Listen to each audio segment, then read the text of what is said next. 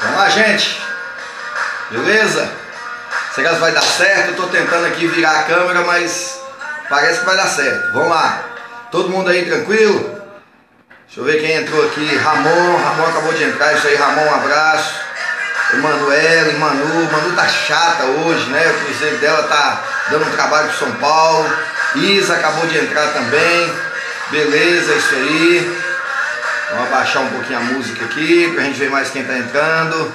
Yara, Jéssica. Gente, que bacana, eu tô muito satisfeito de poder inovar, fazer esse trabalho com vocês.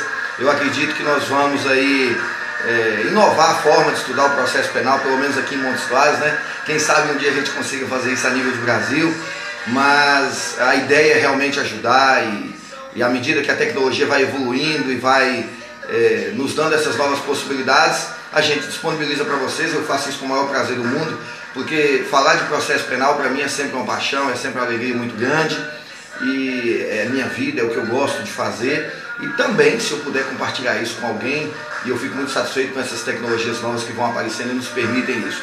Vamos ver lá mais quem entrou aí. Jéssica, Carla, um abraço Jéssica. Quem mais entrou? Pessoal, seguinte, nós vamos desligar a música aqui um pouquinho, vamos concentrar, porque afinal de contas, domingão, né? Fico muito satisfeito de ver que tem tantos alunos aí, tantos colegas nos seguindo aqui agora, porque afinal de contas nós temos aí 2 jogos muito bacanas. Os cruzeirenses, atleticanos deveriam estar assistindo o jogo e estar abrindo esse tempo para ficar com a gente aqui. Eu, para falar bem a verdade com vocês, perdi um pouco a motivação de assistir o jogo do Galo, então eu acho que eu tenho coisa mais importante para fazer agora, porque o Galo, afinal de contas, nós vamos para a Libertadores o ano que vem, então eu vou me preparar para ter uns jogos assim emocionantes na quarta-feira. Os cruzeirenses eu não sei exatamente ainda o que eles vão fazer nas quartas-feiras, mas de qualquer forma, né, vamos lá ao que nos interessa. Domingo à tarde, são 18 horas e 8 minutos, nós estamos aqui ao vivo, inaugurando o Periscope ao vivo. Saibam vocês que é a primeira transmissão nossa, eu estou muito feliz de estar com vocês aqui. E vamos falar então. Nós nos propusemos a falar para vocês o que hoje? Nós vamos falar dos princípios constitucionais que estão expressos na Constituição sobre o Tribunal do Júri. Nós já falamos muito disso em sala de aula para todos vocês, e aqui fica talvez mais como uma revisão, uma forma de contribuir com vocês para a nossa prova que se avizinha aí logo no início de dezembro. Tudo bem?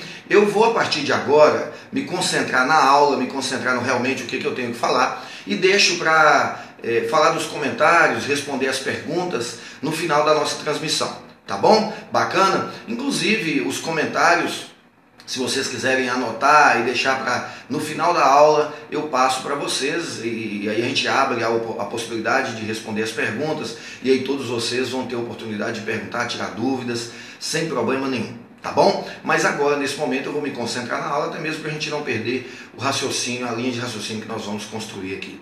Tá bom, gente? Vamos lá então? Pois bem, Tribunal do Júri, como vocês já ouviram muito falar, alguns já assistiram, é sem dúvida nenhuma a vedete do processo penal. O Tribunal do Júri é a exteriorização do Poder Judiciário. Por que eu digo isso? Porque o Tribunal do Júri é a única audiência onde o povo efetivamente participa. E um detalhe curioso, embora todo processo que não tramite em segredo de justiça as pessoas possam assistir às audiências, a grande maioria da população pensa que não. A grande maioria da população pensa que a única audiência que eles podem efetivamente assistir é a audiência do Tribunal do Júri. Para se ter uma ideia, até mesmo parcela da imprensa pensa assim. Talvez vocês, aqui pelo menos, aqueles casos sem muita repercussão, vocês nunca viram a imprensa filmando uma audiência que não seja do Tribunal do Júri. Agora isso tem se tornado comum aí na Operação Lava Jato, mas normalmente não era assim. Tá bom? Então, é uma parte do processo penal que normalmente chama muita atenção das pessoas. Mas em razão disso, o que acontece é o seguinte: tem sido uma matéria muito cobrada na prova da OAB, em concursos, e costuma ser uma matéria espinhosa. Por quê?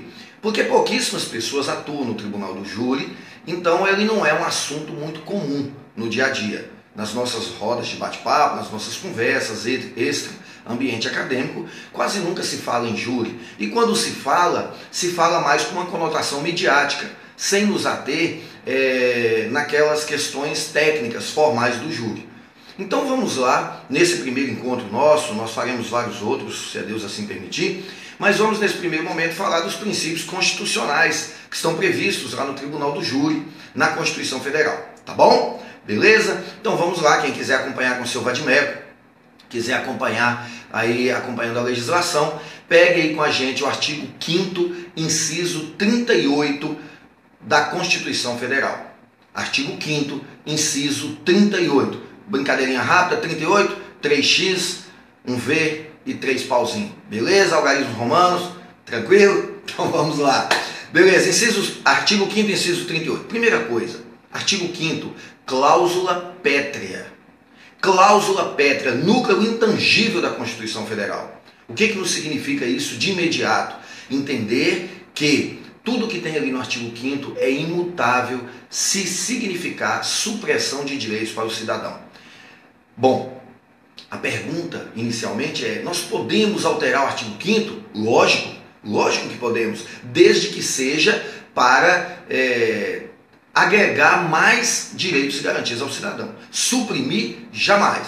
E os coraçãozinhos subindo ali, eu estou gostando desse negocinho, muito bacaninha ali, os coraçõezinhos. Para quem não sabe curtir os coraçãozinhos, é só clicar 2 vezes na tela, viu gente? Aparece um tanto de coraçãozinho aqui para mim, eu fico empolgado e o negócio fica bacana. Mas tudo bem, artigo 5º, cláusula pétrea da Constituição Federal. Inciso 38, lá diz o seguinte: é reconhecida a instituição do júri.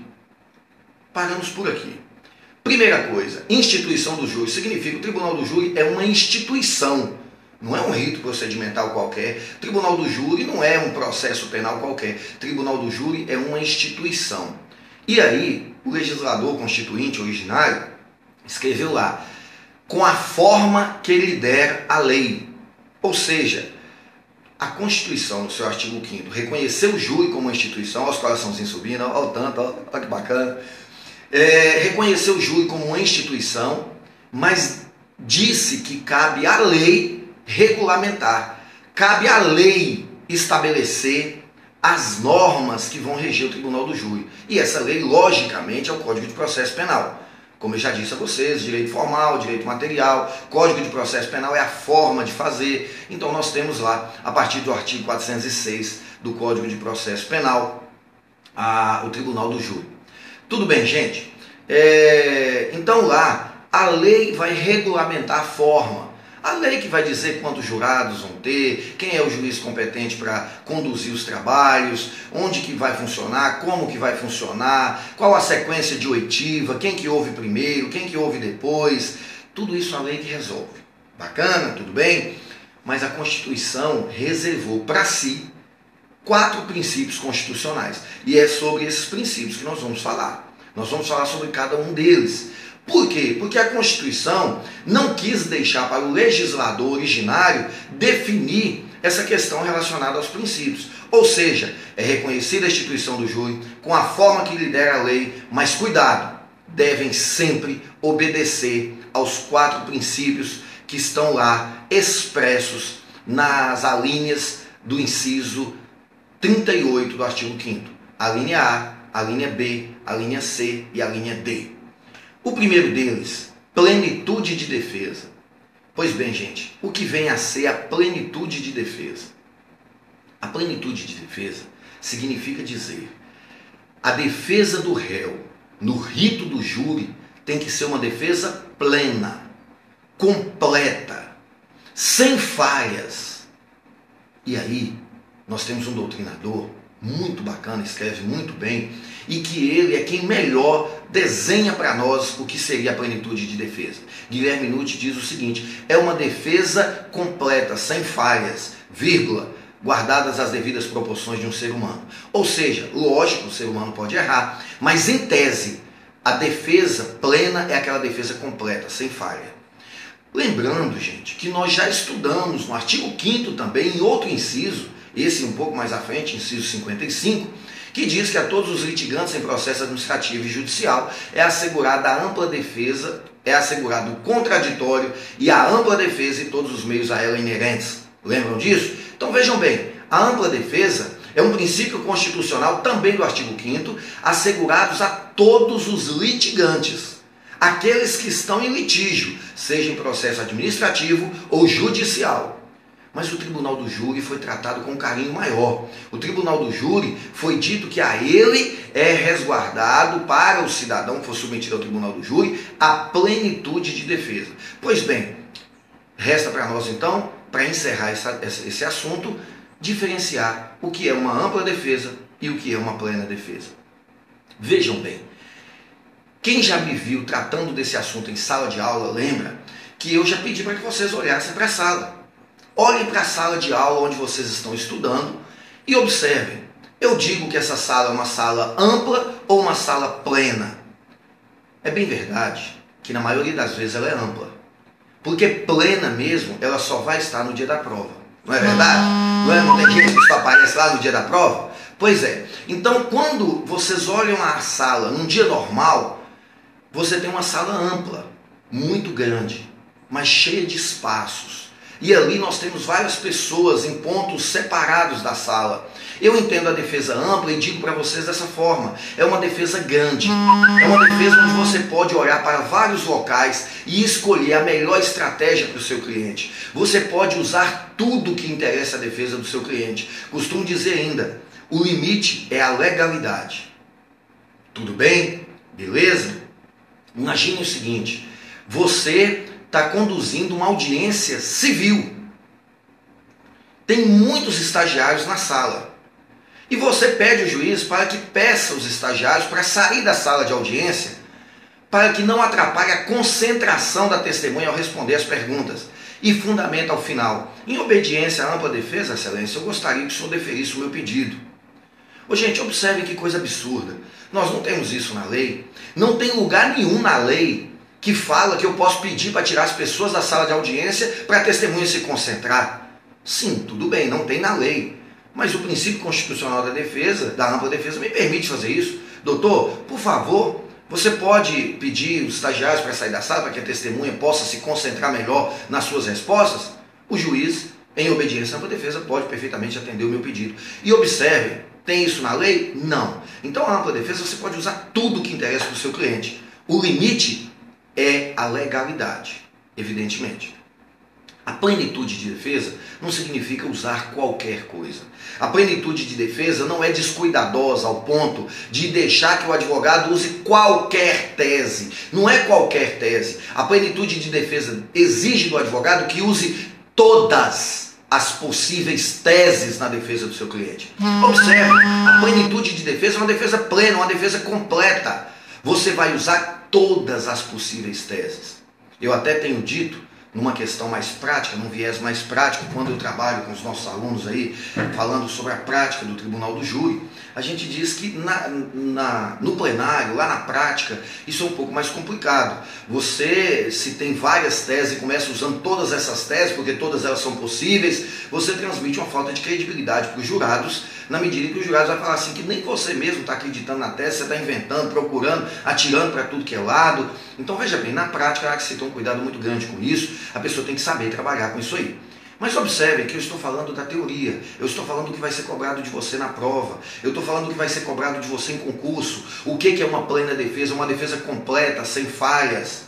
E observe, é com base nessa plenitude de defesa que há previsão expressa no Código de Processo Penal, no rito do júri, que o juiz pode destituir o advogado de defesa, dissolver o conselho de sentença e dar ao réu o prazo para contratar um outro advogado, ou então o juiz nomear um para ele. É verdade? Lógico, o juiz pode destituir um advogado que ele entenda que está mais prejudicando o réu do que ajudando.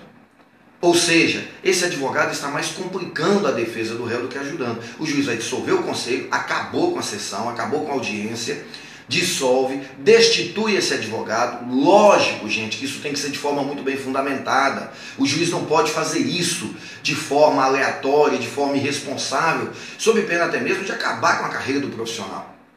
mas ele vai fundamentar e vai dissolver o conselho. O réu terá 10 dias para contratar um outro advogado, sob pena de o juiz nomear um defensor público para ele.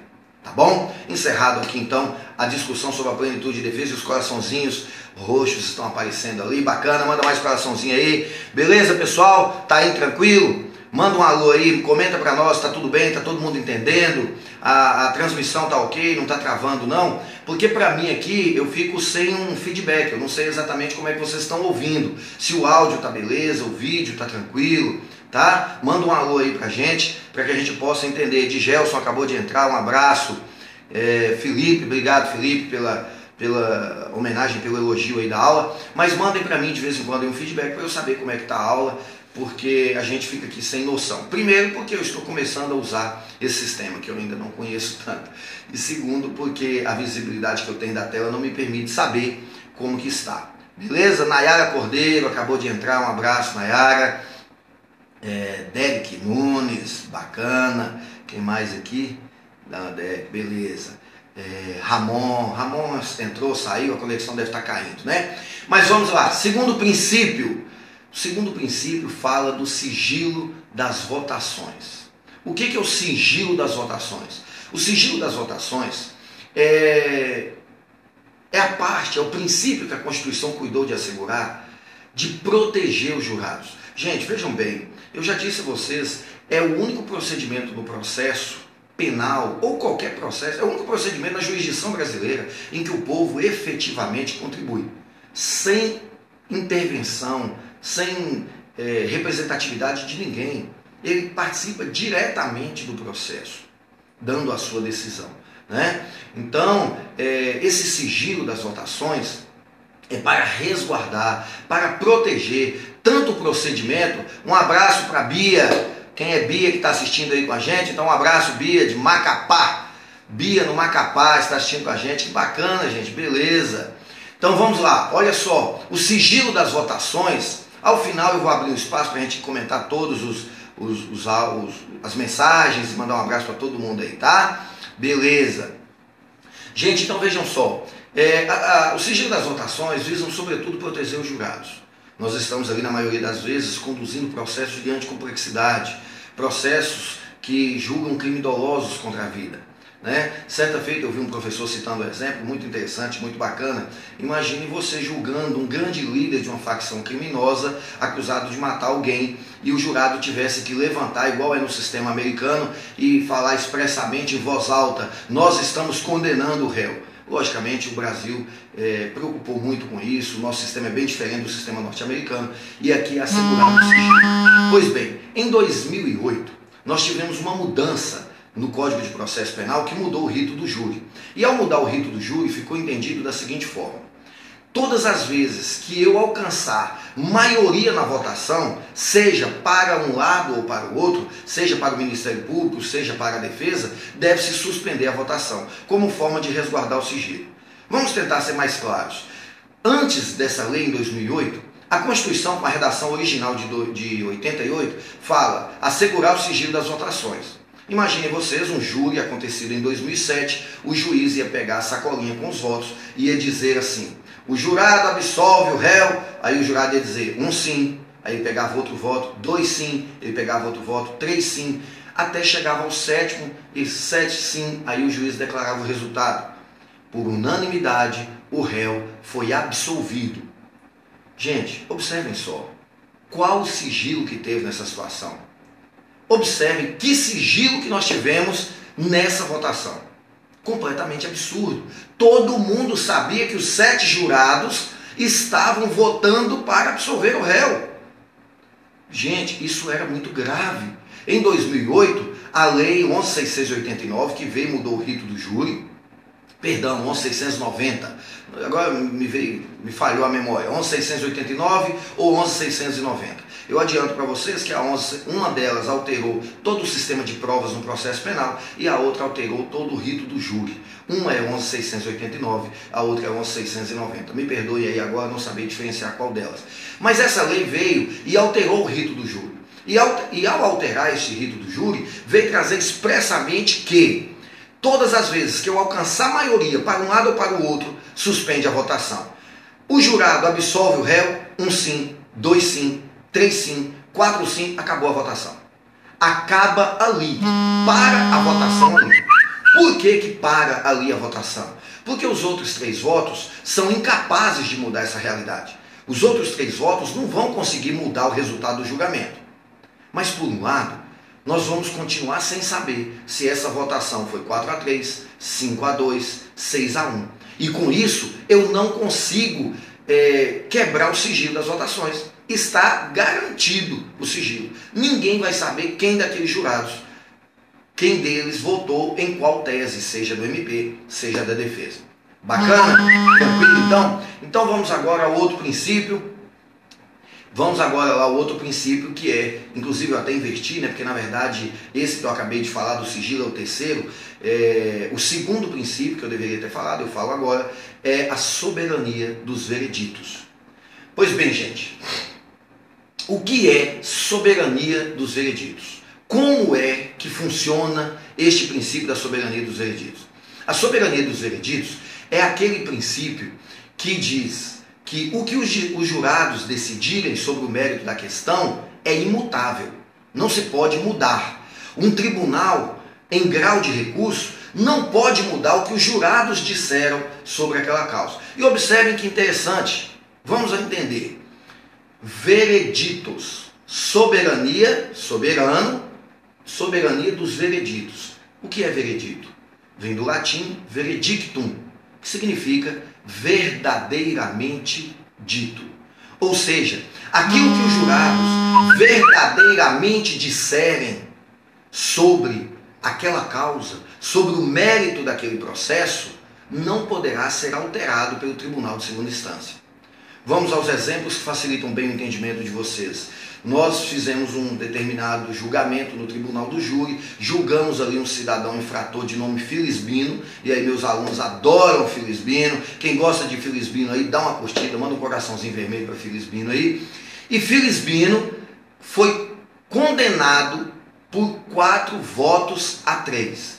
Filisbino foi condenado, os coraçãozinhos de Filisbino aparecendo. Olha lá, ó, tanto de gente que adora Filisbino. Filisbino é amado. Filisbino é o nosso personagem principal em todos os exemplos que a gente usa.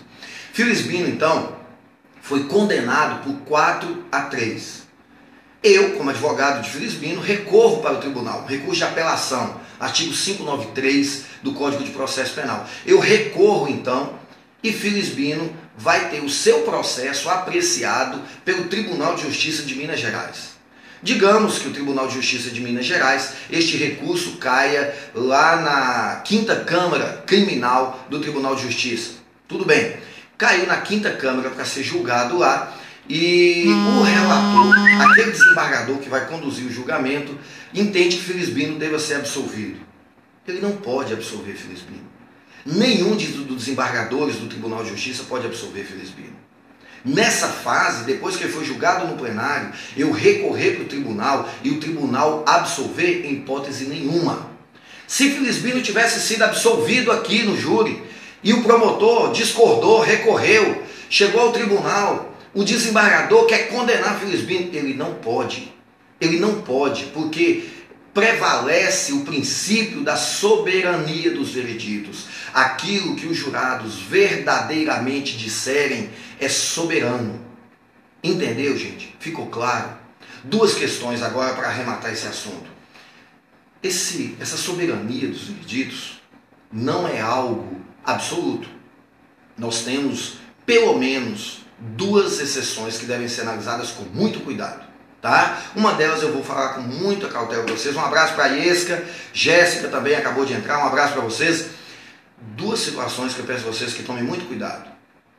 A primeira delas, anotem aí, quem tiver com papel e caneta na mão, quem tiver com seu vadimeco, anotem aí por favor.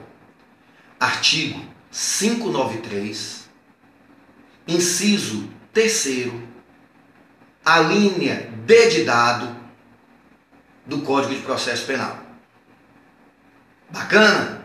Anotou aí? Então vamos lá. O que é o 593? Recurso de apelação no processo penal. Inciso 3º, recurso de apelação das decisões do Tribunal do Júri. E a linha D? D de dado. Fala o quê? Cabe recurso de apelação para anular o julgamento em que a decisão dos jurados for manifestamente contrária à prova dos autos.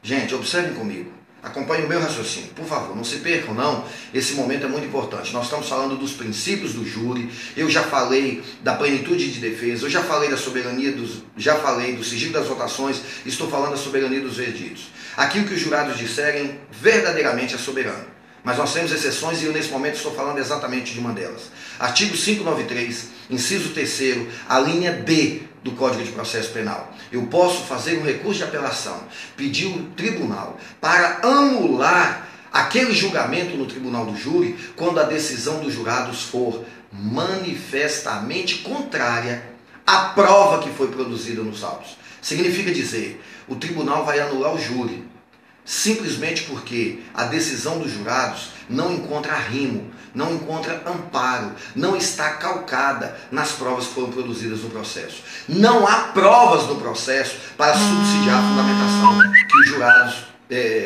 da decisão proferida pelos jurados. Bacana? Caso mais típico, o promotor pede a condenação de Filisbino por homicídio qualificado pelo motivo torpe e pelo recurso que dificultou a defesa da vítima, duas qualificadoras. Se condenado fosse, teria uma pena aproximada de 14, 16, 20 anos de prisão, a depender do caso concreto. Eu, advogado de defesa, reconheço que Filisbino praticou crime, reconheço que ele deva ser condenado pelo homicídio, porém simples. O homicídio não é qualificado por motivo torpe, o homicídio não é qualificado por recurso que dificultou a defesa da vítima. Pois bem, observe, meus queridos, eu não pedi absolvição. E nós temos hoje uma quesitação obrigatória, que deve ser o terceiro quesito, nós vamos estudar isso um pouco mais à frente. O primeiro quesito, a materialidade do delito, o crime aconteceu ou não. O segundo quesito, a autoria, foi Filisbino o autor desse crime ou não. E o terceiro quesito obrigatório depois da lei de 2008. Os jurados absolvem Filisbino. Se os jurados absolverem, o promotor certamente irá recorrer com base no artigo 593, inciso 3º, a linha D, fundamentando que a decisão dos jurados foi manifestamente contrária à prova dos autos. Isso por quê? Porque ninguém pediu a absolvição dele em plenário. E observem, a menos que esse advogado tenha cometido uma falha absurda, mas se tivesse uma possibilidade de absolvição, o advogado tinha alegado. Se o advogado não alegou, não pediu absolvição, provavelmente a decisão dos jurados está mesmo manifestamente contrária à prova dos autos. E aí, nesse caso, o tribunal faz o quê, professor? O tribunal só pode anular o júri. O tribunal não pode condenar Filisbino. Ele apenas anula o julgamento do tribunal do júri e determina que outro seja realizado em seu lugar. E aí um detalhe interessante, com outros jurados. Nenhum dos 7 jurados que fizeram parte do primeiro julgamento poderá participar novamente. Isso é uma forma de relativizar a soberania dos hereditos. Ou seja, os jurados, o que eles verdadeiramente disserem é soberano, mas nem tanto, nem tanto. Há uma certa relatividade em relação a isso. E o segundo exemplo, esse eu não quero aprofundar muito, porque envolve um tema que nós ainda não trabalhamos, que é a revisão criminal. A revisão criminal é uma espécie de recurso, embora a doutrina divirja em relação a isso, se é recurso, se não é. Eu particularmente penso não ser recurso, é uma ação autônoma no processo penal. Aí dizem alguns doutrinadores, ação de impugnação autônoma. Mas o que é a revisão criminal? É aquela ação que permite você desconstruir a coisa julgada. Você vai desfazer algo que já transitou em julgado. O artigo 621 do Código de Processo Penal estabelece as diversas possibilidades que isso pode ser feito. Uma delas é quando surge uma prova nova, ou então você identificar uma nulidade de ordem absoluta no processo. Imaginem vocês, caso típico, e eu já citei isso em sala de aula para os meus alunos. Se Elisa Samúdio aparecesse viva hoje, qual seria a ação que a defesa de Bruno ia ajuizar? Embora eu não tenha conhecimento do processo completo, mas eu acredito que ele não transitou em julgado ainda, porque, salvo engano, ele está em recurso especial extraordinário. Mas se tiver transitado em julgado, o caso Bruno, se tiver transitado em julgado, e Elisa aparecesse viva hoje? Certamente os advogados, Dr. Lúcio Adolfo, que foi o advogado dele, um grande amigo, né? Eu sei que provavelmente ele não vai assistir essa aula, mas fica aí as minhas homenagens para ele, um abraço. Mas Dr. Lúcio Adolfo certamente entraria com uma ação de revisão criminal, fundamentada no artigo 621 do Código de Processo Penal. O que é essa revisão criminal? O tribunal, através dessa revisão, vai absolver Bruno. Por que ele vai absolver? Porque não houve crime. Bruno está condenado, cumprindo pena pela morte de Elisa Samúdio. De repente aparece uma prova nova. Qual prova nova? Elisa está viva. Bruno certamente será absolvido. Gente, mas observem, o tribunal não deveria anular o julgamento e mandar Bruno a novo julgamento? Mas como, gente? Como novo julgamento se não houve crime, se Elisa está viva? Então observem, a revisão criminal, o recurso de apelação do artigo 593, inciso 3º, a linha D, são formas de relativizar a soberania dos vereditos. Beleza? Tranquilo? Então tá bom, vamos agora falar do último princípio nosso, que é a competência do Tribunal do Júri. Vamos ver como é que está aqui. Quem aí está presente, dá um alô, dá um ok para nós aqui. Nós temos os coraçõezinhos começaram a aparecer novamente. É bacana, tá? Manda aí pra gente os coraçõezinhos. Daqui a pouco nós vamos abrir para fazer perguntas, para vocês fazerem perguntas e a gente responder, tá? Quem está presente aí, dá um alô. Gente, então vamos lá. Quarto princípio e último dos que estão expressos na Constituição Federal.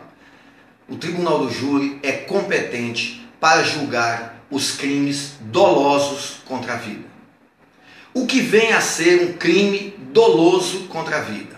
Primeira coisa, crime doloso é aquele que o artigo 18 do Código Penal estabeleceu como sendo dolo. Dolo é o conhecimento mais à vontade. Você sabe que é errado e quer fazer ainda que seja errado. Esse é o dolo.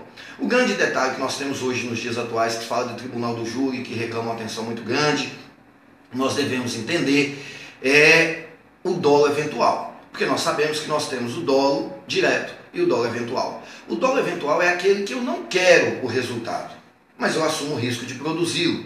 O exemplo mais clássico que a gente tem para falar é o trânsito. Tá? É o caso do motorista que desenvolve uma velocidade excessiva num lugar extremamente movimentado, sabendo que ali ele pode causar o acidente, a morte de alguém, ele não se importa com isso. É o caso típico dos rachas, das competições automobilísticas sem autorização legal em vias públicas.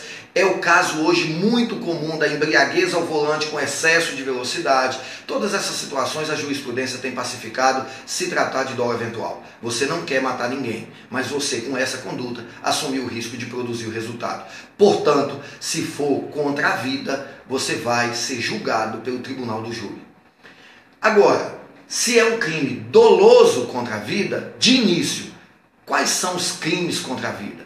Nós temos lá na primeira parte especial do Código Penal, artigo 121, homicídio, artigo 122, auxílio à instigação a suicídio, artigo 123, infanticídio, aquela mãe que mata o próprio filho logo após o parto sob domínio de estado puerperal, e artigo 124 até o 128, aborto.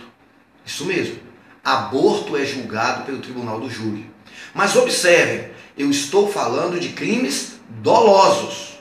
Dolosos. Portanto, o homicídio culposo não vai a júri. O homicídio culposo não é julgado pelo Tribunal do Júri. Gente, ó, Isa, tá assistindo minha aula falando que é gol do Cruzeiro. Presta atenção na aula, menina. Que gol do Cruzeiro. E esse gol vai ajudar alguma coisa no Cruzeiro? Quem que aguenta, Isa? Meu Deus do céu. Vamos lá, então. Crimes dolosos contra a vida.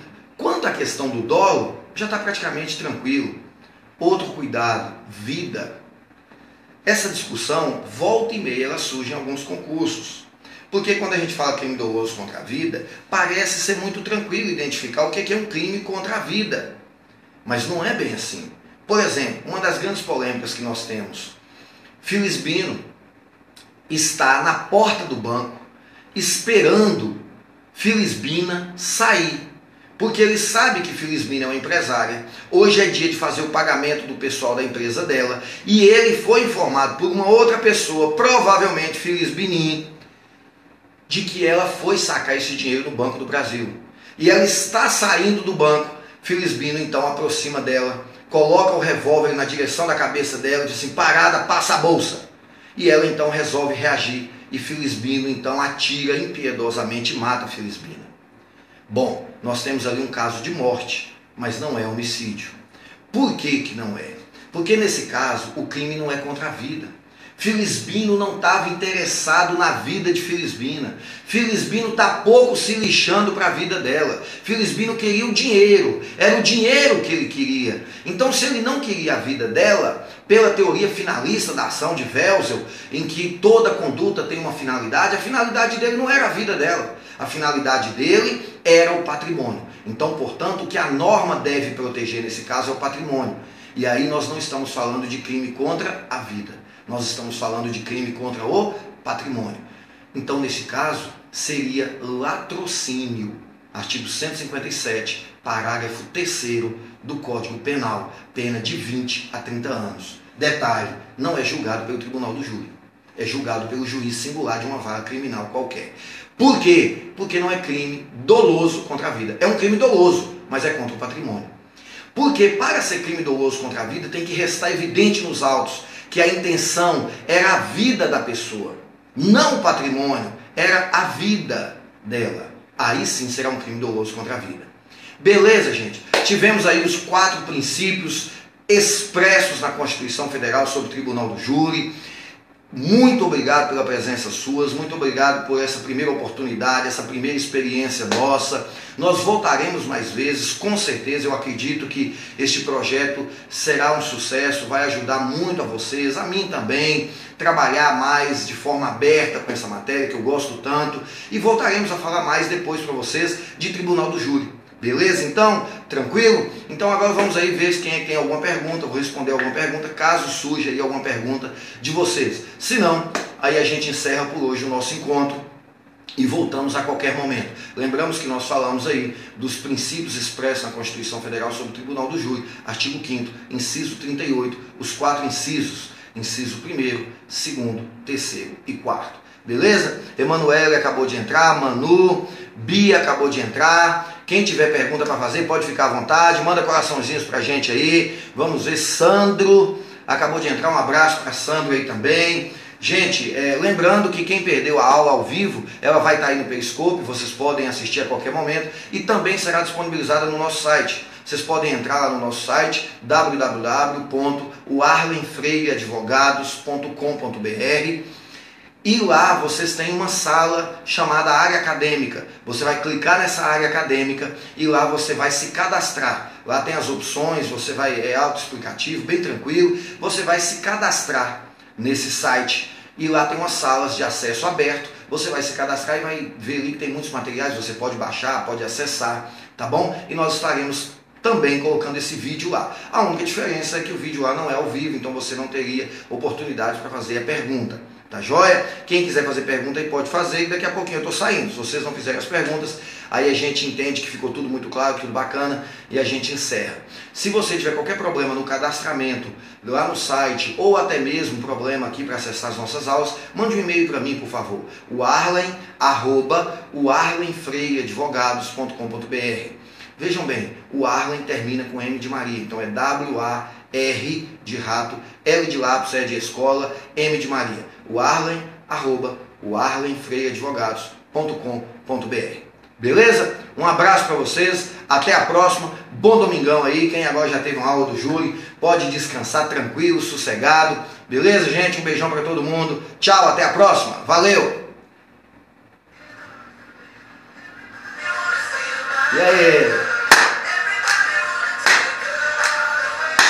Musiquinha para encerrar o domingo, muito bacana, On Direction. Aí eu faço as minhas homenagens à minha filha Stephanie, à minha esposa Cida, que foi quem me mostrou essa música. Eu nem sabia, eu não conheço nada de música internacional, mas eu gostei muito dessa música e tá aí valendo. Um abraço para vocês, até a próxima, tchau!